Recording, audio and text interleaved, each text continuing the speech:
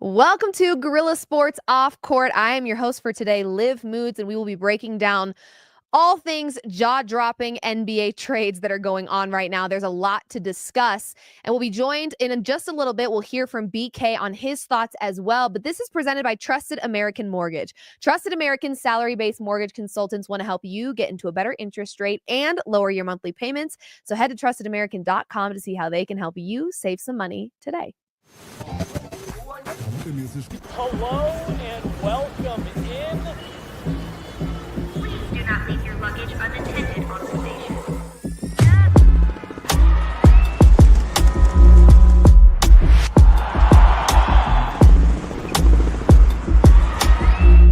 Welcome to the show.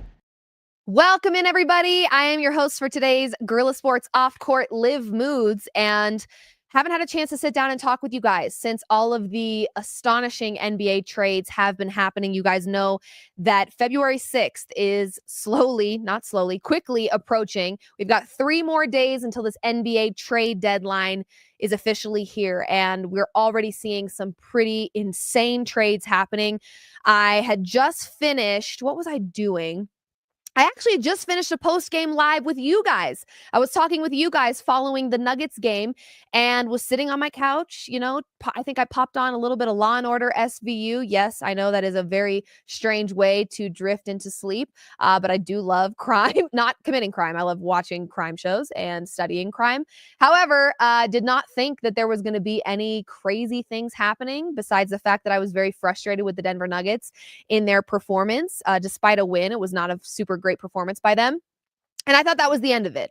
And unfortunately, there was some news that really took a lot of people by surprise, so much so that there was a rumor going around. Was Shams hacked? Was this a hacking of his Twitter? Because there is no way this trade is legitimate. There is no way that we are seeing Luka Doncic go to the Los Angeles Lakers for Anthony Davis and a couple other chess moves there, but most notably Luka for Anthony Davis. It didn't make a whole lot of sense. I think I'm still trying to process what this entails and what this means, but I wanted to provide my perspective on it, and it's going to be a little different than I think what the majority is talking about.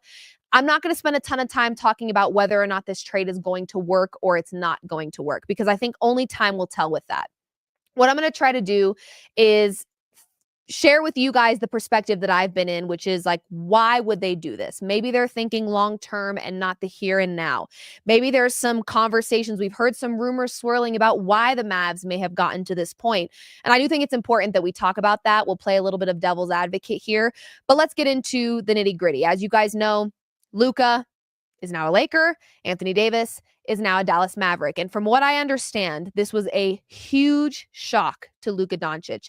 And I want to talk about the fact that I understand that this is a business at the end of the day. As much as we as consumers of this sport love watching it, and it's entertainment in so many ways, it's also a business, and I understand that. And I want to start the show by saying I understand that this is a business and you have to make very tough business decisions. And that's actually something that I think the Denver Nuggets don't do a really great job at, is they actually focus more on loyalty and less on the business. And I think sometimes that bites them in the rear end. And so I think there's a very fine line, and there's a happy medium that you have to find in the NBA between loyalty and business. But I did see Kevin Durant's response to this trade, and he brought up a really great point, that the expectation that these players have unwavering loyalty is not always matched by their teams and the front offices and the general managers of these teams. And so I think it's very easy for these athletes at times to just feel like these, circus animals, where it's like they're there for our entertainment. We consume it. We love it. We feed our money into it. And then whenever that team decides we're done with you, it's done. And the player is expected in their time with that team to remain loyal through thick and thin, through ups and downs. We get frustrated as fans. I don't speak for all fans, but I can speak for myself.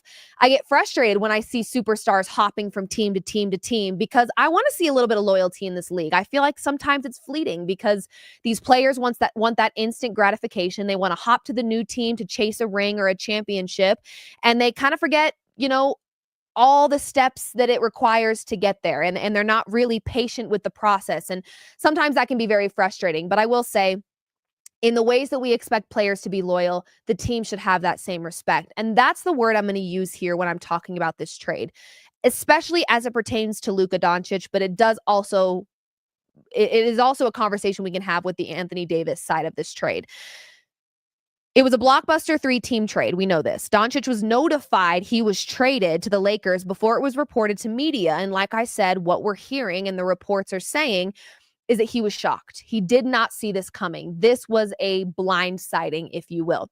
I will also say, I think fans felt that way. NBA fans felt that way as well, because this hasn't really been discussed. A lot of times you're hearing trade rumors, you're hearing that certain teams are interested in certain players or they're interested in making moves before February 6th.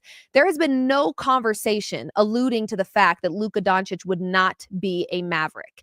And so that is where the respect piece comes into play. I'm not sure that the Mavericks handled this the best way that they possibly could have. Now, saying all that to say, it is a business, and I understand that. Where the respect piece also comes into play for me, just less than 8 months ago, Luka practically carried this Dallas Mavericks team to the finals. This Mavericks team finally getting some continuity to a point that they could excel in a deep run in the playoffs. We've always seen this Mavericks team be talented. We've always seen Luka Doncic putting up outstanding numbers. To be specific, he has averaged 30.9 points, 9.4 rebounds, and 8 assists in 50 games in the playoffs in his career. So he has done what he's needed to do with this Mavericks team. You can't say he wasn't showing up and that's why he got traded. That's simply just not the case. Now, I understand he's been dealing with injury this season, and I also understand that at a certain point, you just kind of get to a point in your relationship where you mutually say, we're not benefiting from one another anymore. We're seeing that with Jimmy Butler in Miami. That being said, it sounds like Luka did not have that same understanding with the Mavericks, and that's where I talk about respect. But more than that, I don't feel like Luka Doncic deserved to be screwed out of $116 million. I don't think Luka deserved that. And that's where I talk about respect.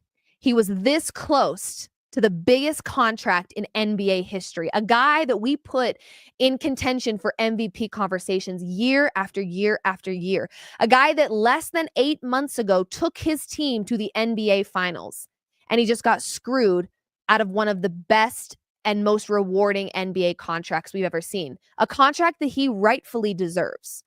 And so that makes me a little sick to my stomach. And again, I understand that this is a business, but if your expectation is that Luka remains loyal to your organization, that should be reciprocated. And it doesn't feel like it was in this situation. He was eligible for a super max extension this summer with the Mavericks, a massive 5-year, $345 million contract that he no longer has because of this trade.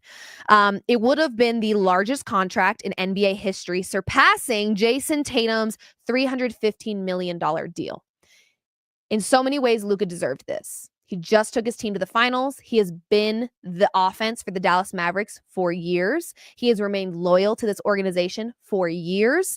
It just doesn't feel right. It just doesn't feel right. And I understand the business side of this, and we'll talk about some of the concerns that it sounds like the Mavericks had when it came to Luka. Luka, now that he is a Laker, is no longer eligible for the Supermax. The biggest extension that he can get in LA, it sounds like 5 years for $229 million. So like I said, he was screwed out of a lot of money. And that's the part that I don't love for Luka. I am not worried about Luka playing any less exceptionally in Los Angeles. I actually think Luka's probably pretty motivated right about now to show the Mavericks what they're missing out on, because it is no one is doubting the talent of Luka Doncic. You have Mavericks fans standing outside of the arena the day after finding out this information, chanting, "Sell the team." This has created protests. I'm not sure there has been another trade in my recent memory that has made me so, oh my gosh, did I read that right? I mean, we thought Sham's Twitter account got hacked. And it didn't. This was real, and it was very shocking. And if it was shocking for us, I can imagine it was shocking for Luka, and that's what it sounds like.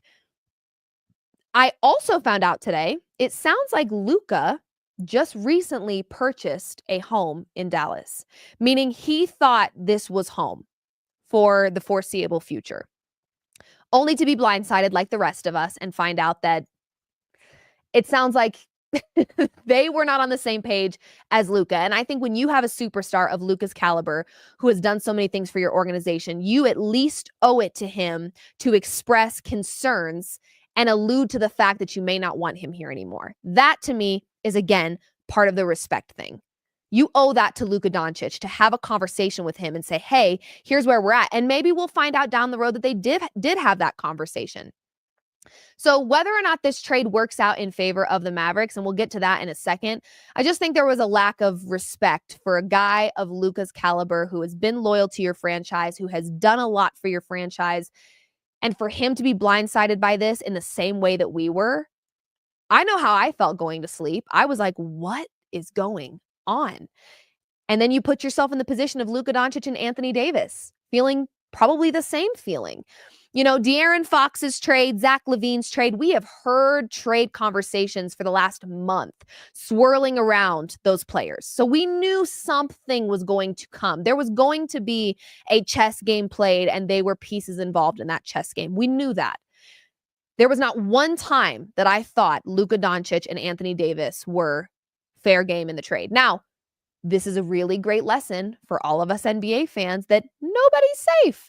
Okay, this is a business and it's a ruthless one. And I understand that. But in so many ways, I just don't know how well this was handled. And again, we are not on the backside of this business. We don't know the conversations that the Mavericks did or did not have with Luka. And maybe they did express concern with Luka that he didn't take entirely serious. So let's get to that piece of it.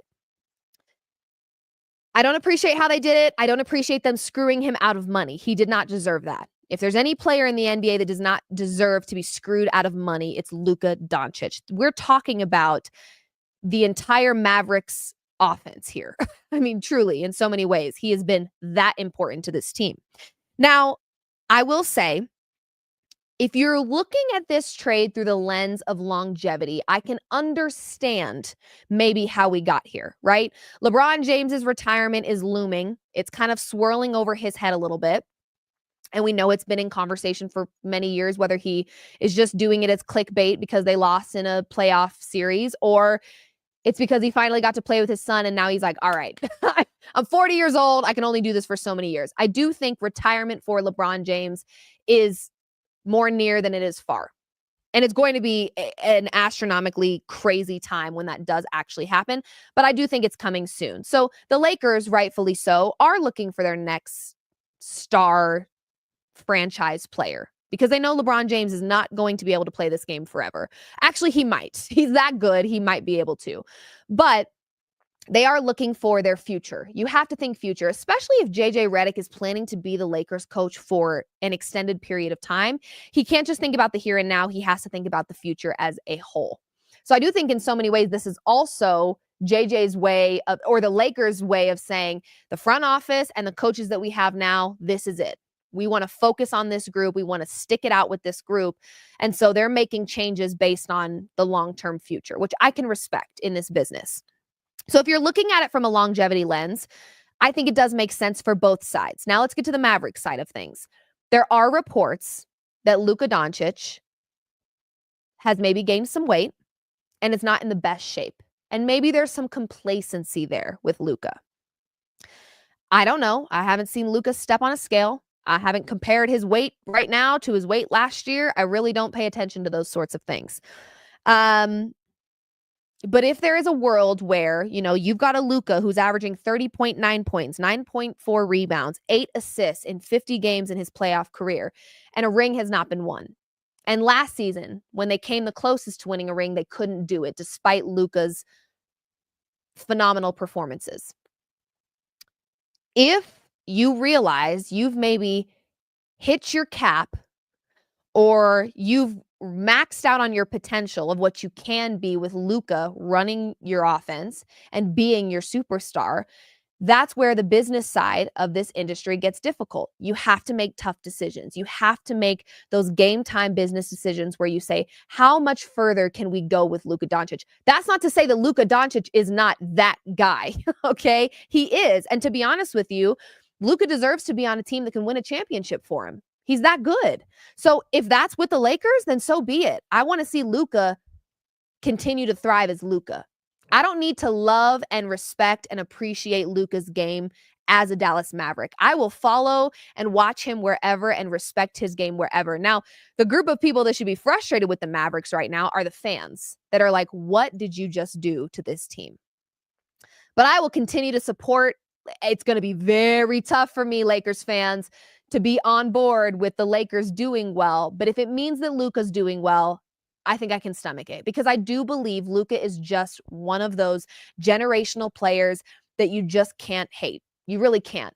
You got a lot of love for him because you respect his game and you respect how talented he truly is.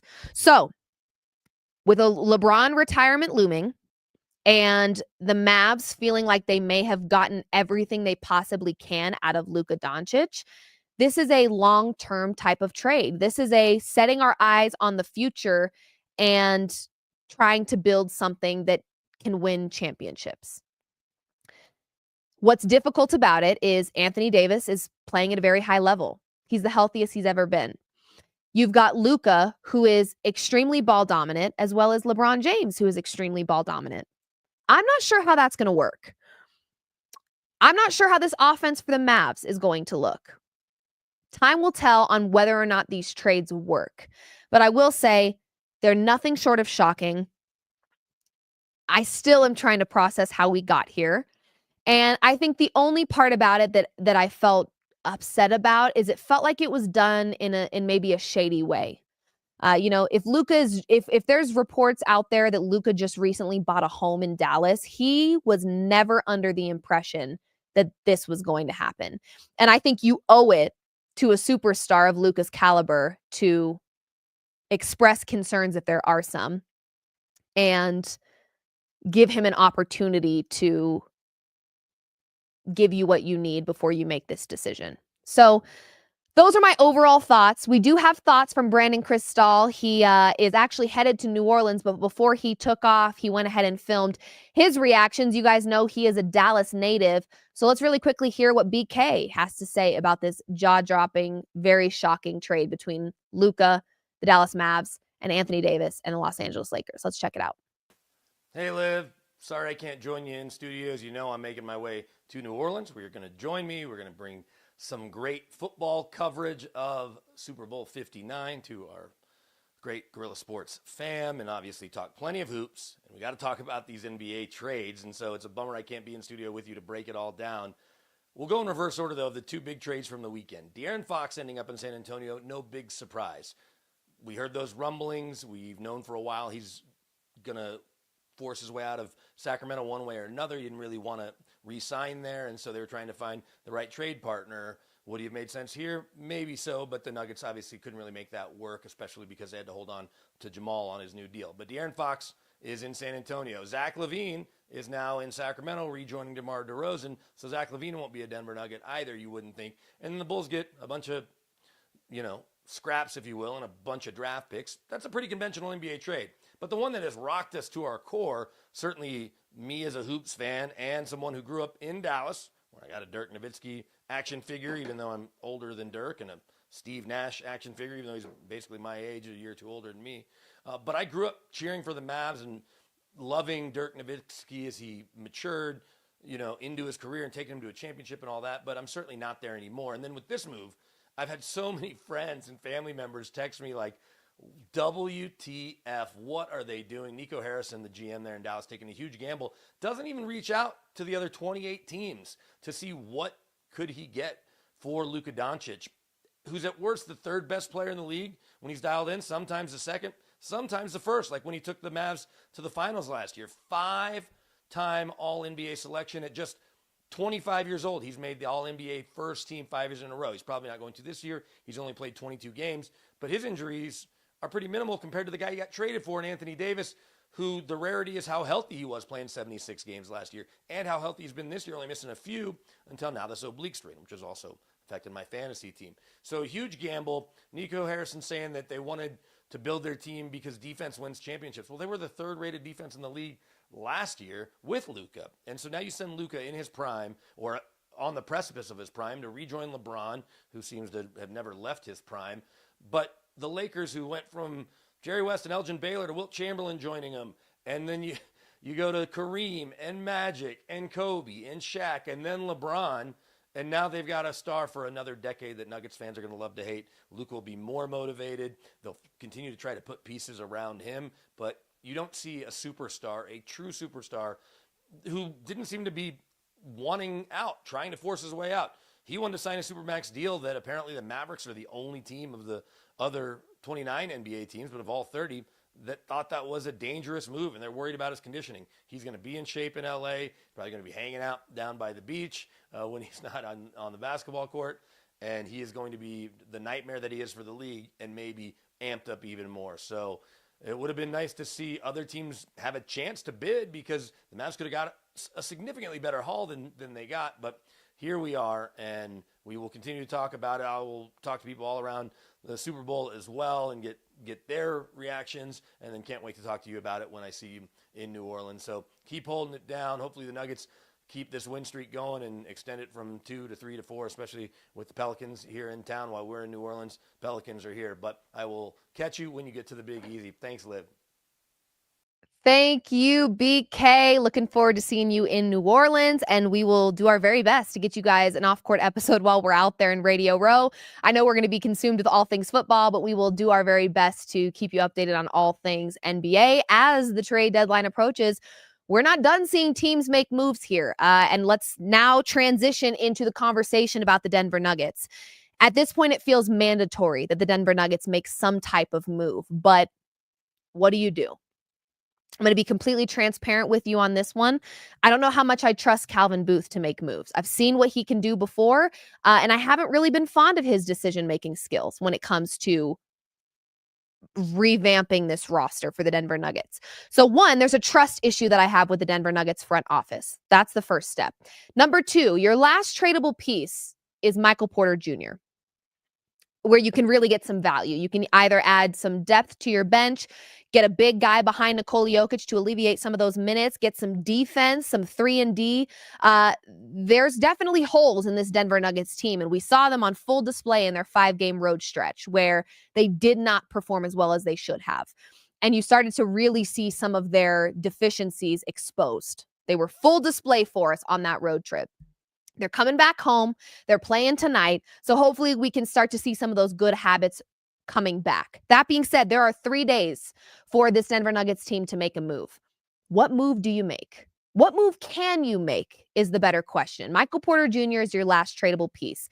He's a shooter with size, but he has been extremely inconsistent over the last few weeks. So if you're a team that's had your eyes on Michael Porter Jr. as of late, I'm not sure there's a ton of appeal in one, his performance, and two, his contract. So I kind of think the Denver Nuggets right now are stuck between a rock and a hard place. They're watching the Western Conference that is already exceptionally competitive, playing chess and making moves to better themselves. And we don't know if it will make them better. Only time will tell. But you've got the Spurs, the Kings, the Mavs, the Lakers, all playing chess. And you could argue that the team in the Western Conference that needs to play chess the most has not made a move, and that is the Denver Nuggets. And again, so much of that for me is the fact that I don't know if our front office knows what to do right now. That is concerning to me as a longtime Denver Nuggets fan because there have been problems on full display all season long. And there have been trade rumors and conversations that have been happening, and there's never been a move made. There's never been a serious conversation that has been had where Nuggets fans can prepare themselves for chess to be played. If a trade is made in the next 3 days, I will be shocked because we have heard nothing about the direction that they're trying to go. And I think they've kind of lost out on some opportunities to make trades that could have bettered this team. And I was in favor of keeping Michael Porter Jr. for a few reasons. One, unless you get a shooter of the same size, I don't know if it's worth it. But over the last couple of weeks, we have seen Michael Porter Jr. with very little defensive effort and wildly inconsistent shooting. So the two things that I would give him the benefit of the doubt over, we're not seeing. So what team out there that is shopping around is looking at Michael Porter Jr. and saying, yeah, I want that guy? The Nuggets are in a really tough spot right now. And I think waiting this long to make a trade, to make a decision, ultimately is going to bite them in the behind. Now, we do have the Nuggets playing at home for a couple of nights here. They were on the road for 5 games. They were 2-3 in those games. Against, their 2 wins are ones I'm not really proud of. I'm not super thrilled about their performance over that 5-game road stretch. They're lucky it was not an 0-5 road trip, because that's how it was looking in all of those games. So there's very clearly things that need to be addressed and problems that this Nuggets team has. But to me, it feels like we're a little too late. To me, it feels like until you can start playing chess with Jamal Murray, which you can't right now, there aren't going to be changes that are made to this roster, and what we've got is what we've got. And the Nuggets can either fold like a lawn chair, or they can figure it out. We saw them in a 15-game stretch, winning 12 of 15 on an absolute heater. I know it's possible. We watched it not too long ago. Then they go on the road, and it feels like, oh my gosh, what are we witnessing here? Maybe it's the fact that the trade deadline was very closely approaching and they were feeling the pressure just like the fans were feeling the pressure. I don't know. But to be honest with you, it does feel like it's a little too late for the Denver Nuggets to be making moves. I feel like they need to, but I feel like they won't. Because unless what you're getting for MPJ is an upgrade, it's not worth it. Let this team try to figure out their continuity in a resurgence at home, and see where you can go. Because there is no guarantee that the Lakers get better with Luka Doncic. There is no guarantee that the Mavericks get better with Anthony Davis. And right now, the Nuggets are sitting at a pretty decent spot in the Western Conference. I was watching the Bucks-Grizzlies game last night and kept crossing my fingers that the Grizzlies would take an L, because that would help the Denver Nuggets out. And it's so funny because out loud, I was having dinner with my family and I said, yeah, it would be really great for the Grizzlies to lose here. It would definitely help the Nuggets out, but the Nuggets also need to keep winning, and I don't feel confident in that right now. And that's a very unfortunate thing to feel, given just how exciting that 15-game stretch was and the great things that they were doing in that stretch. It felt very optimistic and exciting, and then things started to fall apart. The Denver Nuggets tonight are a 10.5-point favorite at home against the New Orleans Pelicans. We know they are a hot mess, the Pelicans. We also know that while they've been a hot mess this season, they have taken down the Nuggets more than once. So this is not a time for the Nuggets to let their guard down, get comfortable, especially given the fact that 3 days until the trade deadline. If you want to keep this team together, then prove that this team works. Because right now, I'm not so sure. So it'll be interesting to see what we get tonight from this Denver Nuggets team. I am hoping that this is, again, they were, I think, 12.5-point favorites one game on the road that they barely won. I think they won that game by 3. They were 9.5-point favorites in another game that they barely won. They may have even lost that one. So the fact that they're 10.5-point favorites at home, I actually hate that. I think I like this team a whole lot better when they're the underdog, they're villainized, and nobody believes in them. Because the moment you start to give this team any praise or recognition for doing great things, it feels like they get complacent, and all of a sudden, all of their issues are on full display and highly exposed. So I would like for this Nuggets team to keep that mindset of, we're still working on building our identity, which is not a great position to be in, given that the NBA All-Star break is next week. And we know following the NBA All-Star break, you're going to see teams with their foot on the gas going 100 miles per hour, ready to win.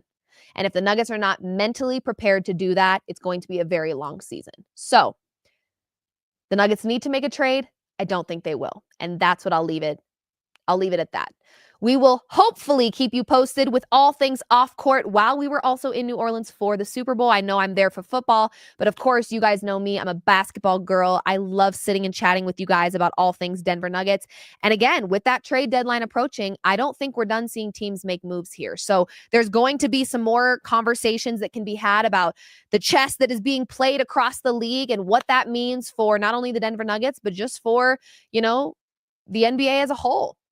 I kind of like seeing teams switch things up and play chess a little bit because it keeps us on the edge of our seats and on our toes. But hopefully it's motivating to the Denver Nuggets in some capacity. And as a Denver Nuggets fan, that is absolutely my priority. So those are my thoughts. Let me know in the comments how you guys feel. Do you agree with me that it feels like there was a lack of respect here for Luka Doncic and maybe even Anthony Davis? I just don't feel like they handled it the right way. That being said, it is a business and it's a cutthroat one. So I can respect teams for doing what they think is best, but just because they think it's best doesn't mean it is. And I'll leave it at that.